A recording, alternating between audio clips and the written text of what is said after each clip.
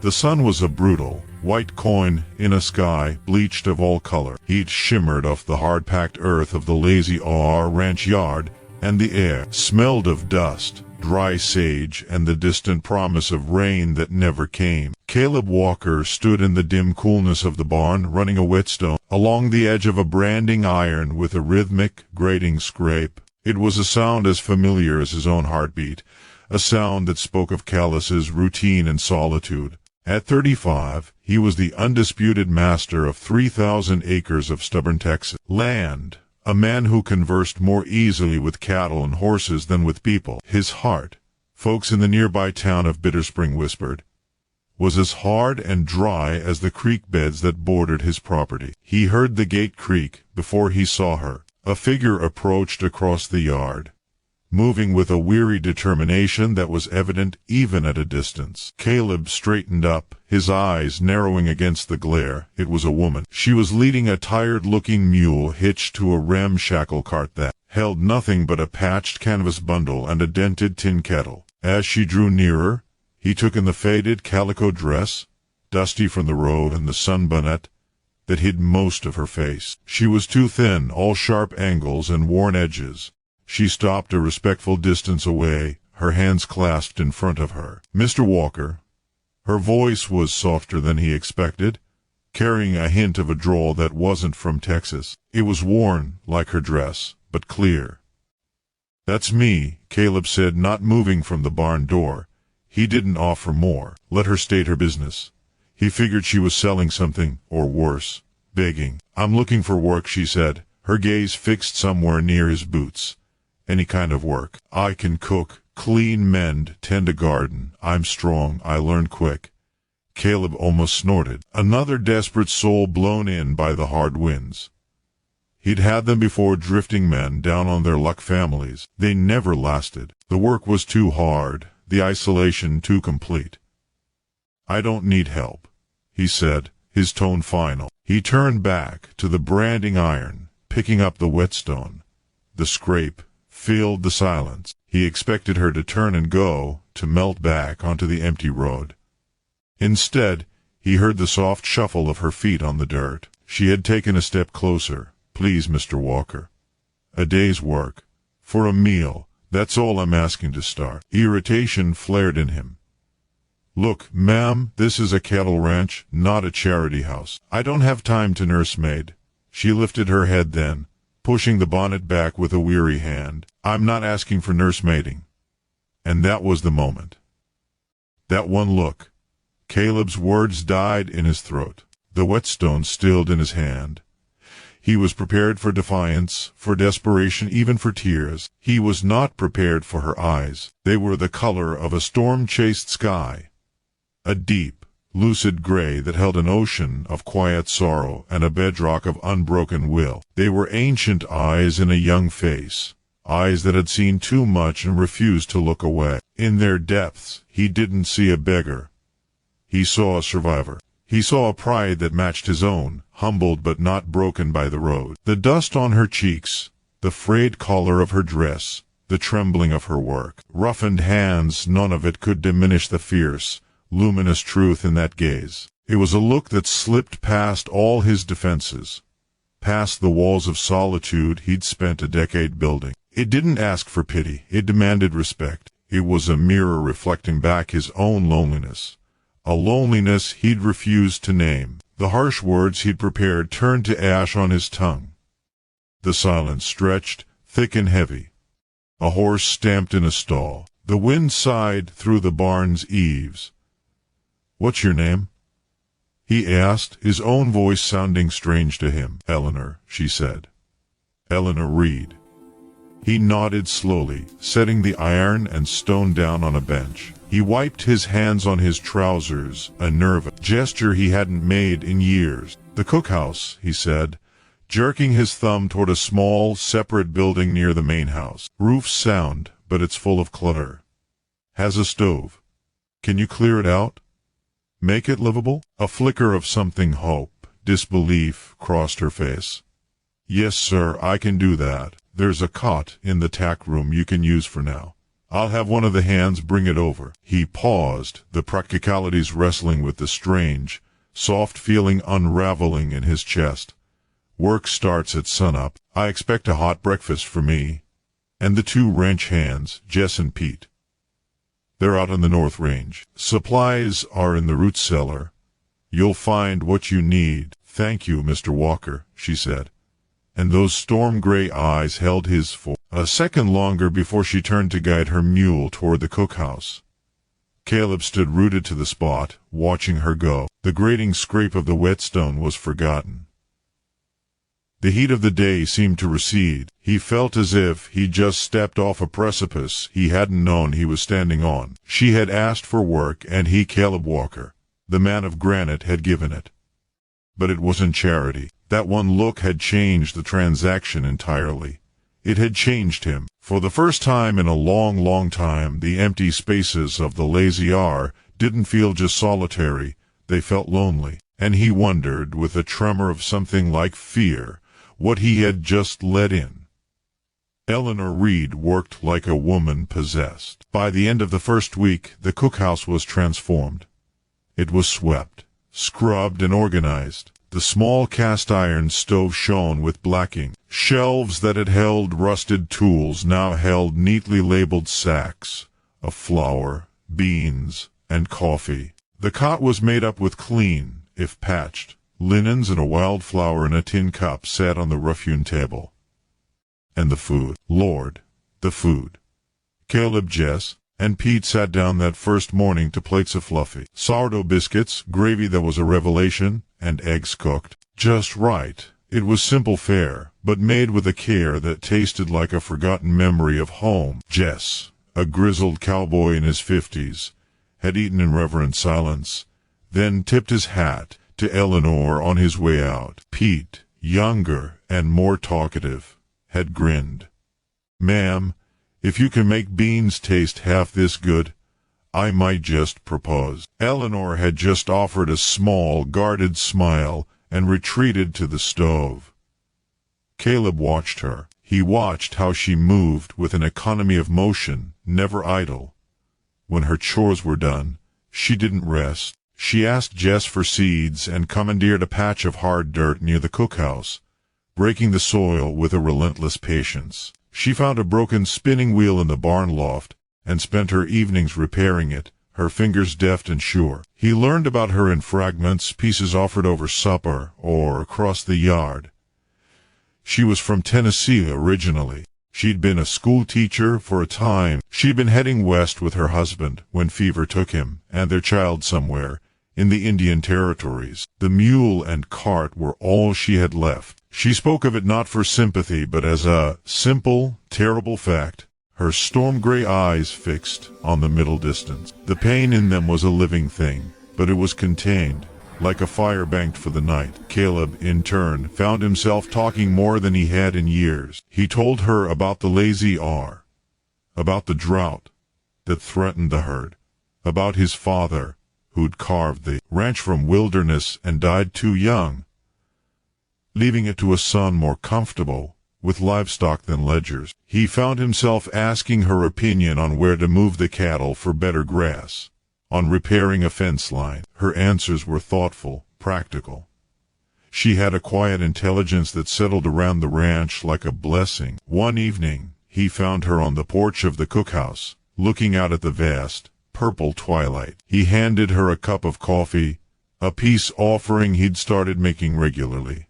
"It's a big sky," she said softly, taking the cup. "It can make you feel very small, or like you're part of something very large. Which is it for you?" he asked, leaning against a post. She was silent for a moment. "Both, I think. The bigness used to frighten me. Now, it feels like there's room to breathe.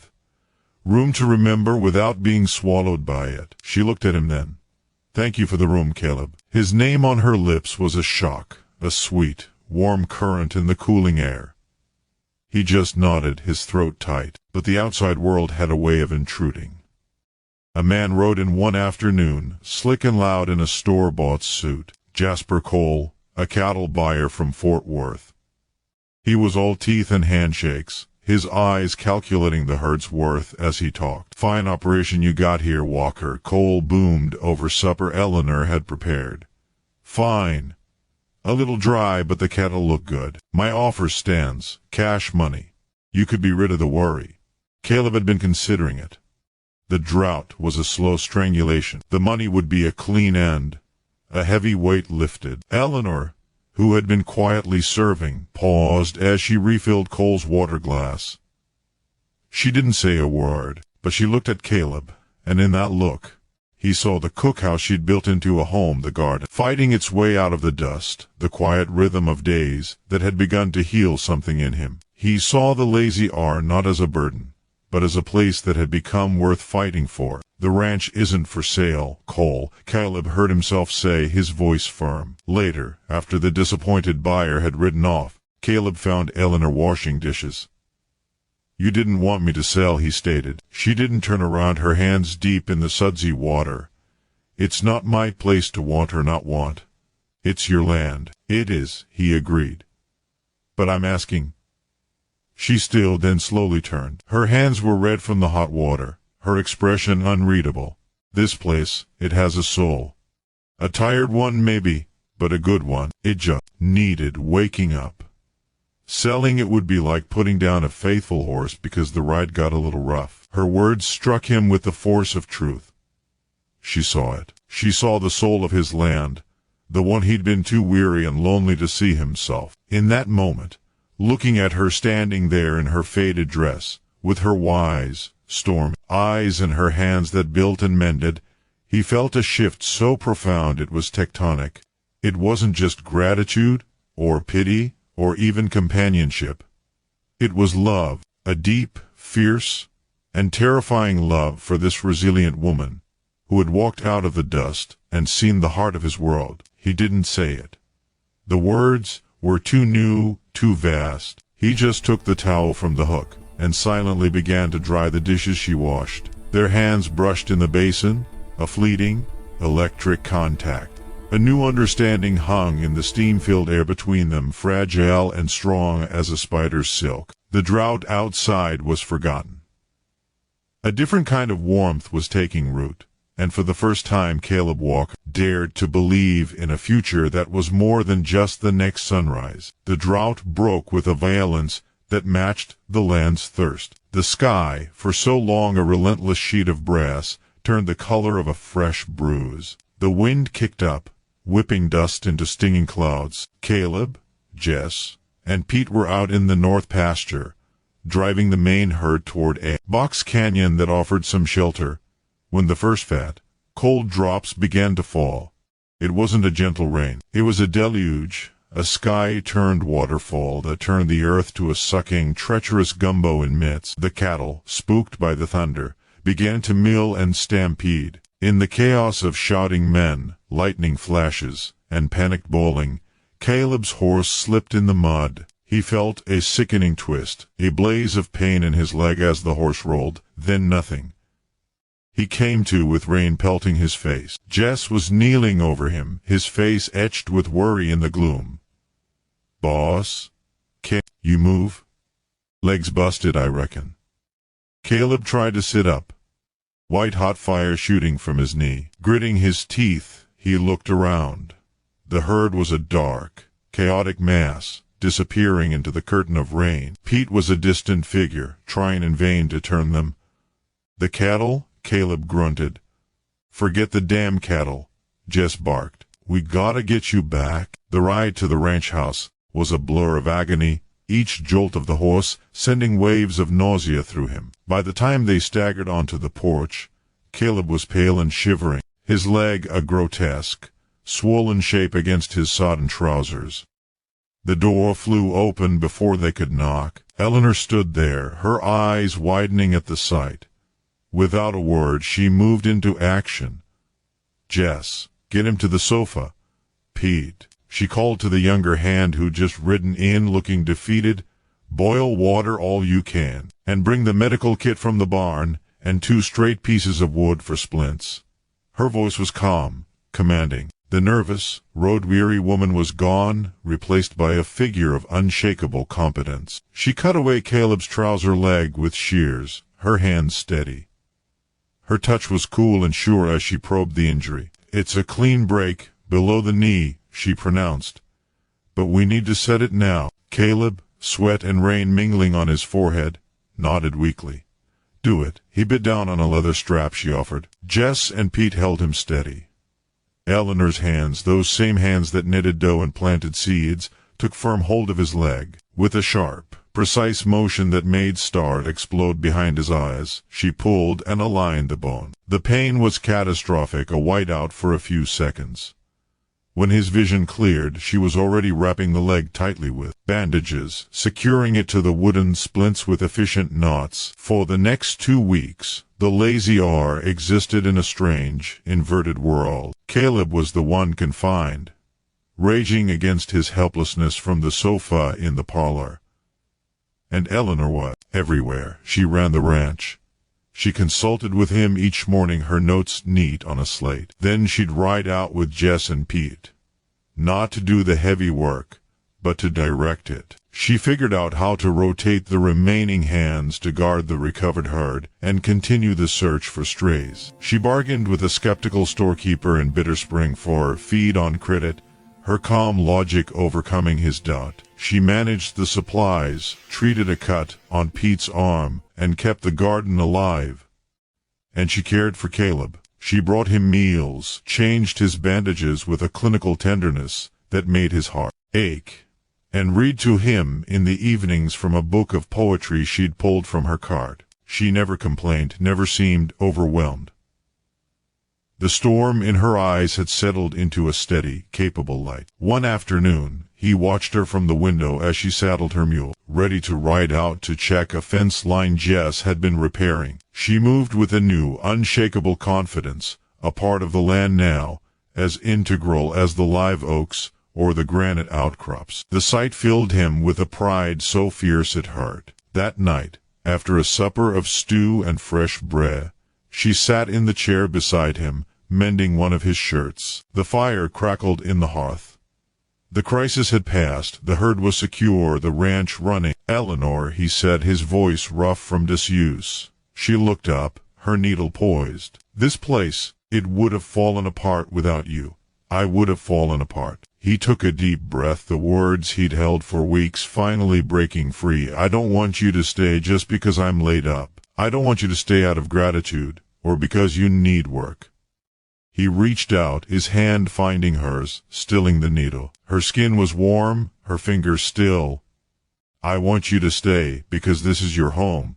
Because I love you." The silence in the room was complete, save for the pop of the fire. Her storm-gray eyes searched his, and in them, he saw a reflection of his own fear, his own hope. He saw the memory of her loss, the shadow of the road, and the fragile, beautiful present they had built together. A tear traced a clean path through the faint dust on her cheek. Then, the most miraculous thing happened. A smile broke across her face, a real, full smile that lit her from within, banishing the last of the sorrow from her eyes. It was the sunrise after a long, hard night. "Caleb Walker," she whispered, her voice thick with emotion, "I stopped seeing this as a job the day you looked at me and saw a person, not a problem." She turned her hand, lacing her fingers through his. The grip was strong, a promise. "This is my home. And I love you too." He pulled her gently toward him, and she came settling carefully beside him on the sofa. He kissed her then, a slow, tender kiss that tasted of coffee, hope, and hard-won peace. It was a seal on a promise, a beginning written in the middle of their story. Outside, the land, soaked by the life-giving rain, began its slow, green healing. Inside the ranch house, two lonely hearts, weathered by their own private droughts, did the same. She had asked a cowboy for work, and that one look had changed his heart forever. But it was the woman, she was resilient, wise, and strong, who had built a life from it, and in doing so, had given them both a love as vast and enduring as the Texas sky.